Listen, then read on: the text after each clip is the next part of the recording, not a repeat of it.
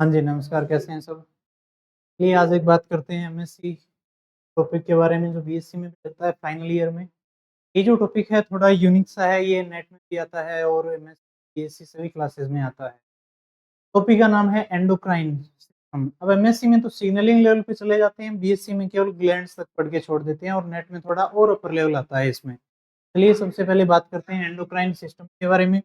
ये जो सिस्टम है आपका एंडोक्राइन सिस्टम, ये रिस्पॉन्स में चलता है किसके? हाइपोथैलेमस के रिस्पॉन्स में। हाइपोथैलेमस के रिस्पॉन्स में चलने का मतलब है कि ये नर्वस सिस्टम के द्वारा रेगुलेट होता है। किसके द्वारा? नर्वस सिस्टम के द्वारा कंट्रोल होता है। ठीक है जी। नर्वस सिस्टम के द्वारा कंट्रोल होने के कारण एंडोक्राइन और नर्वस सिस्टम दोनों को मिला के एक नाम दिया जाता है जिसको कहा जाता है न्यूरो एंडोक्राइन सिस्टम। क्या कहते हैं? न्यूरो एंडोक्राइन सिस्टम कहा जाता है और इसकी स्टडी कहलाती है न्यूरो एंडोक्राइनोलॉजी, ये आपको पता है। अब देखिए, न्यूरो एंडोक्राइनोलॉजी में हम बात करते हैं कि एंडोक्राइन सिस्टम के दौरान ग्लैंड्स इंपॉर्टेंट रोल प्ले करती हैं। एंडोक्राइन सिस्टम में कौन इंपॉर्टेंट रोल प्ले करता है? ग्लैंड्स इंपॉर्टेंट रोल प्ले करती हैं। ठीक है।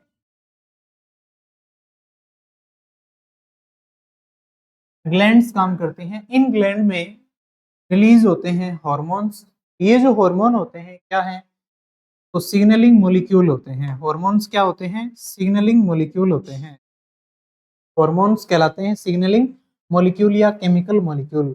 ऐसे सिग्नलिंग या केमिकल मॉलिक्यूल जो अपने से दूर डिस्टेंस पर, लॉन्ग डिस्टेंस तक कवर करके या ट्रेवल करके फंक्शन करती हैं, लॉन्ग डिस्टेंस पे काम करती हैं। क्लियर है?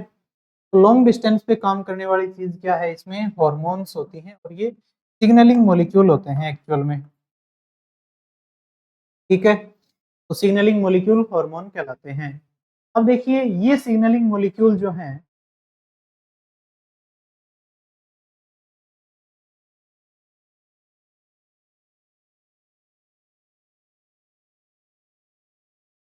दो तरीके से काम कर सकते हैं। तो सिग्नल मॉलिक्यूल होते हैं, ये दो तरीके से काम करते हैं। इनमें दो तरीके से यानी दो प्रोसेस कंप्लीट होती है। एक सिग्नलिंग मॉलिक्यूल में सिग्नल खुद जो होते हैं लिगेंड की तरह काम करते हैं, जो लिपिड, प्रोटीन या अमीनो एसिड डेरिवेटिव के हो सकते हैं या स्टेरॉयडल हो सकते हैं। नेक्स्ट आता है कि सिग्नलिंग मॉलिक्यूल को जरूरी होता है एक रिसेप्टर। क्या जरूरी होता है? रिसेप्टर। ये किसकी तरह काम करते हैं या क्या होते हैं? प्रोटीन होते हैं। ये सिग्नल मॉलिक्यूल को रिसीव करने का कार्य करते हैं, यानी इन सिग्नल को रिसीव करते हैं। सेल के ऊपर हम इस तरीके से दिखाते हैं। क्लियर है? नेक्स्ट देखिए, जो सिग्नलिंग होती है ये कितने टाइप की होती है। बात आती है सिग्नलिंग की, तो सिग्नलिंग देखिए जी दो प्रकार की होती है। कितने प्रकार की? दो प्रकार की। एक होती है डायरेक्ट सिग्नलिंग और एक होती है इनडायरेक्ट सिग्नलिंग। जो डायरेक्ट सिग्नलिंग होती है उसमें डायरेक्ट सेल से सेल अटैच रहती है, यानी इसका मतलब हुआ कि एक सेल दूसरी सेल को सिग्नल दे रही है, पास में जाकर अटैच होती है कुल मिला के। ठीक है। एक सेल दूसरी सेल को सिग्नलिंग दे रही होती है। इसमें एक तो होता है लिगेंड और एक होता है रिसेप्टर। ये देखिए, एक तो क्या पाया जाता है? लिगेंड और एक रिसेप्टर होता है। एग्जाम्पल यदि बात करें डायरेक्ट सिग्नलिंग की, तो एक डेल्टा और नॉच होते हैं और दूसरा होता है लैग और लिन 12 लेंस डेवलपमेंट में ये पाए जाते हैं। फिर अगली मेन आती है अपनी कौन सी signalling? Indirect signalling. Indirect signalling देखिए कितने टाइप की होती है? तीन टाइप की होती है। इनडायरेक्ट सिग्नलिंग जो है वो तीन टाइप की है।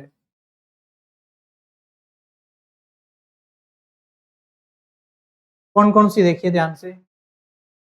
एक होती है ऑटोक्राइन सिग्नलिंग, एक होती है पैराक्राइन और एक होती है जी एंडोक्राइन सिग्नलिंग। ऑटोक्राइन सिग्नलिंग क्या है?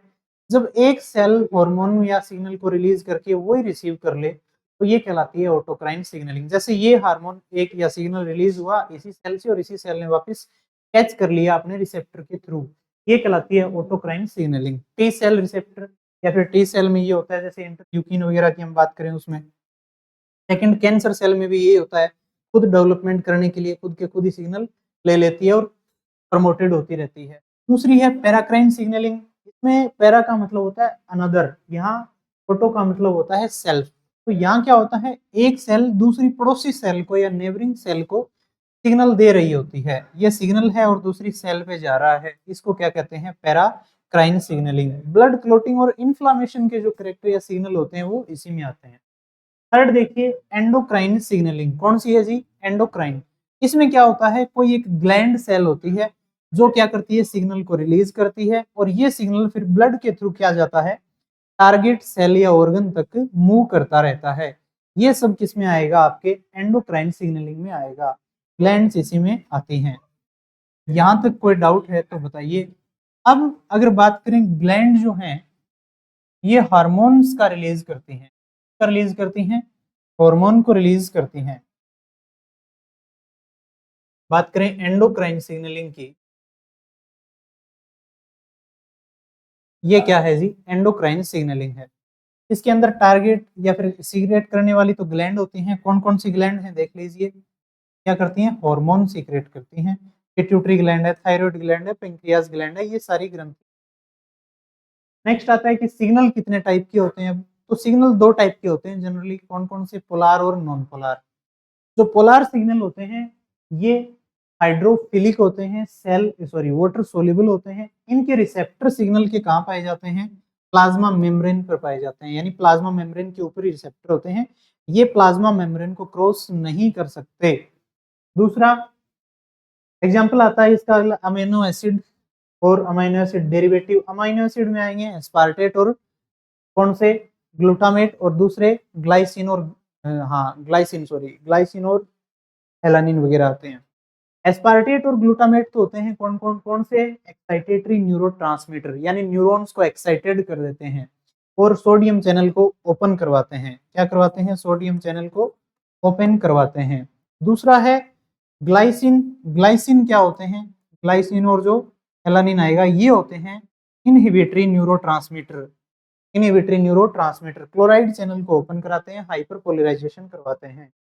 फिर आता है नॉन पोलर सिग्नलिंग में क्या आएगा, नॉन पोलर सिग्नलिंग जो होते हैं साइटोसोल और न्यूक्लियस के अंदर पाए जाते हैं। कहाँ पाए जाते हैं, साइटोसोल और न्यूक्लियस में पाए जाते हैं, आपके सेल में साइटोसोल एंड न्यूक्लियस में पाए जाते हैं।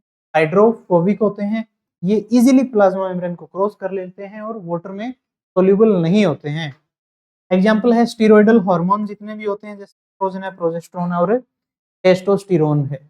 नेक्स्ट आता है कि रिसेप्टर क्या है, रिसेप्टर्स के बारे में पढ़ना है, सिग्नल के बारे में पढ़ लिया तो चलिए बात करते हैं रिसेप्टर्स की। अब देखिए रिसेप्टर दो टाइप के होते हैं, दो रिसेप्टर मेन हैं आपके जो पीजी में दिए हुए हैं, एक होता है जीपीसीआर और एक होता है जी nuclear family receptor, NFR. Clear है, तो ये रिसेप्टर हैं। चलिए बात करते हैं हम पहले जीपीसीआर के बारे में। तो देखो ये है जीपीसीआर, क्या है, थोड़ा जूम करके एक एक चीजें पहले देखिए। सबसे पहली बात आती है कि जीपीसीआर है क्या एक्चुअल में। जी प्रोटीन कपल्ड रिसेप्टर क्या है, पूरा नाम है G protein coupled receptor. Guanine, G का मतलब यहाँ पे क्या होता है, गुआनिन न्यूक्लियोटाइड होता है। गुआनिन न्यूक्लियोटाइड करेगा क्या यहाँ पे, गुआनिन न्यूक्लियोटाइड जो है एनर्जी प्रोवाइड करवाएगा, किसकी फॉर्म में, जीटीपी के फॉर्म में। क्लियर है, कैसे देखिए, ये जो गुआनिन न्यूक्लियोटाइड है जीईएफ फॉर्म में रहेगा, जीडीपी को जीटीपी में कन्वर्ट करवा देगा। अब बात आती है कि ये जीपीसीआर क्या है। तो ये जो आपको बाउंड्री दिख रही है पूरी, ये किसकी बाउंड्री है, एक सेल की बाउंड्री है। यानी इससे इधर का जो पार्ट होता है ये तो सेल में आता है, यानी साइटोसोल है ये रहा, और ऊपर वाला जो पार्ट है ये एक्स्ट्रा सेलुलर मैट्रिक्स या ईसीएम कहलाता है।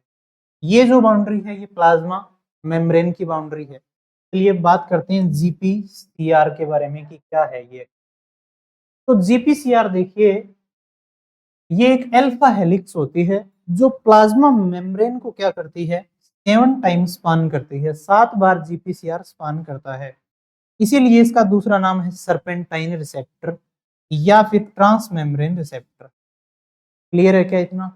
नेक्स्ट देखिए जी आगे क्या बात आती है कि ये प्रोटीन जो रिसेप्टर होता है इसके साथ जी प्रोटीन जुड़ा हुआ रहता है, इसीलिए तो जीपीएलआर भी कहते हैं, जी प्रोटीन लिंक्ड रिसेप्टर या जीपीसीआर। जब इसके ऊपर सिग्नल पहुंचता है क्या पहुंचता है, जब इसके ऊपर सिग्नल पहुंचता है। जीपीसीआर किस किस रिसेप्टर की सिग्नलिंग करवाता है कंप्लीट, तो देखिए ये आइज रोडोप्सिन वगैरह जो होते हैं या ऑल्फैक्टरी जो होते हैं इनकी सिग्नलिंग पूरी करवाता है। रोडोप्सिन यानी आइज में पाए जाते हैं, वहां जीपीसीआर की सिग्नलिंग चलती है। इसका मतलब ये हुआ। जो जीपीसीआर है इसके आगे जी प्रोटीन जो होता है इसकी अल्फा सब यूनिट जीपीसीआर के साथ जुड़ी रहती है। इसका एक एन टर्मिनस होता है, एक सी टर्मिनस होता है रिसेप्टर का। यहाँ पे क्या जुड़ी रहती है, साइटोसोल में जी अल्फा सब यूनिट जुड़ी रहती है। इस जी अल्फा सब यूनिट के साथ जी बीटा और जी गामा जुड़ी रहती है। जी गामा जो होती है प्लाज्मा मेम्ब्रेन के साथ भी अटैच होती है। कोई भी चीज समझ में ना आई वीडियो बैक करके देख लें आप। जी गामा प्लाज्मा मेम्ब्रेन के साथ अटैच रहती है। उसके बाद ये तीनों मिलकर जी प्रोटीन बनाते हैं, अल्फा बीटा और गामा, और हेटेरोट्राइमेरिक प्रोटीन भी इनको कहा जाता है, हेटेरोट्राइमेरिक जी प्रोटीन। जी अल्फा जब जीटीपी स्टेज में होती है तो एक्टिव रहती है, यानी जीटीपी स्टेज में ऑन रहती है, जीडीपी फॉर्म में ऑफ रहता है ये रिसेप्टर। जीटीपी में कन्वर्ट कौन करता है, जीईएफ कन्वर्ट करता है। उसके बाद नंबर 1 पे देखिए सिग्नल आया, नंबर 2 पे जी अल्फा एक्टिवेट हो गया जीटीपी लेके। उसके बाद एडिनाइलेट साइक्लेज बन चुका है। 3 नंबर पे क्या हो गया, सेपरेट हो गई तीनों यूनिट। फिर ये तो जी गामा बीटा ये तो चली गई कहाँ पे, प्लाज्मा मेम्ब्रेन में। उसके बाद प्लाज्मा मेम्ब्रेन में एक एडिनाइलेट साइक्लेज पाया जाता है, जो क्या हो जाता है, एक्टिवेट हो जाता है जीपीसीआर के एक्टिवेट होते ही। ये एडिनाइलेट साइक्लेज जिसको एसीबी कहते हैं शॉर्ट में, क्या कर देगा, एटीपी को कन्वर्ट करवा देगा किसमें, साइक्लिक एएमपी में, सीएएमपी में। साइक्लिक एएमपी में जैसे ही कन्वर्ट करवा देता है तो क्या हो जाता है, आगे एक प्रोटीन होता है जिसका नाम दिया जाता है प्रोटीन काइनेज ए। देखिए मैं थोड़ा सा जूम करके बताता हूँ कि यहाँ पे प्रोटीन काइनेज ए रहता है। नेक्स्ट 5 नंबर प्रोसेस क्या होगी, प्रोटीन काइनेज ए के ऊपर 6 नंबर प्रोसेस में रेगुलेटरी सब यूनिट पाई जाएंगी और 2 पाई जाएंगी 3 और 4 कैटालिटिक सब यूनिट। यानी 1 2 तो होती हैं रेगुलेटरी सब यूनिट प्रोटीन काइनेज ए की, और आपके जो कौन सा 3 और 4 होती हैं कैटालिटिक सब यूनिट किसकी, प्रोटीन काइनेज ए की। R1 और R2 दोनों जो हैं ये क्या हो जाती हैं, सीएमपी के आते ही यहाँ से अलग हो जाती हैं C3 और C4 से, या C12 कह दो अपने हिसाब से, कोई दिक्कत नहीं। कैटालिटिक सब यूनिट जैसे ही सेपरेट होती हैं यहाँ से, तो 7 नंबर की प्रोसेस में कैटालिटिक सब यूनिट क्या हो चुकी हैं, सेपरेट हो चुकी हैं। और सेपरेट होते ही ये कैटालिटिक सब यूनिट आगे एक्टिवेट करती हैं न्यूक्लियस के अंदर किसको, क्रेब को, यानी इस प्रोटीन को एक्टिवेट करती हैं। यहाँ पे जीन होता है क्रेब का। यहाँ से फिर 8 नंबर पे इसका क्या हो जाता है, ट्रांसक्राइब हो जाता है। 9 नंबर पे इसका ट्रांसलेशन हो जाता है, जिससे प्रोसेस हो जाएगी, फंक्शनल रोल इसका पूरा हो जाता है, कंप्लीट हो जाता है। तो ये होता है जी प्रोटीन कपल्ड का काम, या जीपीसीआर का काम। देख लीजिए, कोई चीज समझ में नहीं आए तो पूछ लें, एक बार फिर रिपीट कर देता हूँ। जैसे ही जीपीसीआर पे क्या आता है, सिग्नल आता है, तो जी अल्फा सब यूनिट एक्टिवेट हो जाती है। जी अल्फा के बाद ये तीनों ट्राइमेरिक प्रोटीन सेपरेट हो जाते हैं। जी गामा चली जाती है प्लाज्मा मेम्ब्रेन में, गामा और बीटा। फिर आगे एडिनाइलेट साइक्लेज जो है ये क्या हो जाता है, एक्टिवेट। 5 नंबर पे सीएमपी बन जाता है, और रेगुलेटरी सब यूनिट पे 6 नंबर पे बाइंड हो जाता है। 7 नंबर की प्रोसेस में कैटालिटिक सब यूनिट अलग हो जाती हैं। 8 नंबर की प्रोसेस में न्यूक्लियस में जाकर ट्रांसक्राइब करती हैं। और 9th या लास्ट रोल क्या होता है, फंक्शनल रोल प्ले करता है प्रोटीन फॉर्म में। क्लियर है इतना, तो ये सब कुछ हुआ जीपीसीआर के बारे में। नेक्स्ट हम बात करने वाले हैं किसकी, न्यूक्लियर फैमिली रिसेप्टर के बारे में। Thank you so much for doubt हो, पूछें आप।